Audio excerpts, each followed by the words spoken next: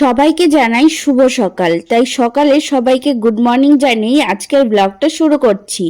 সকালবেলায় উঠেই সর্বপ্রথমে একটা নারীর যেটা ভাবনা হয় যে সকালে উঠে কি রান্না করব। তাই আজকে তো নিরামিষের দিন আমাদের, আজকে পেঁয়াজ রসুন কিছুই খাবো না।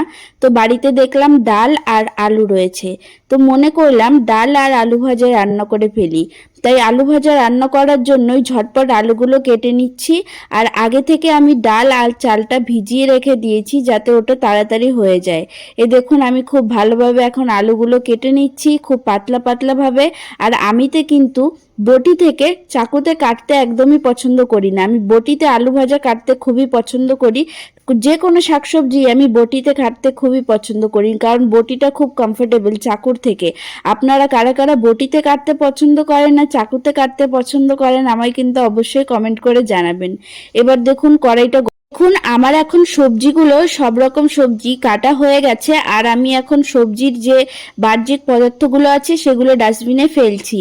আর দেখুন কড়াই গরম করে তার মধ্যে তেলটা গরম করে আলুগুলো ছেড়ে দিচ্ছি। আর আলুগুলো এবার খুব ভালো করে ভেজে নেব।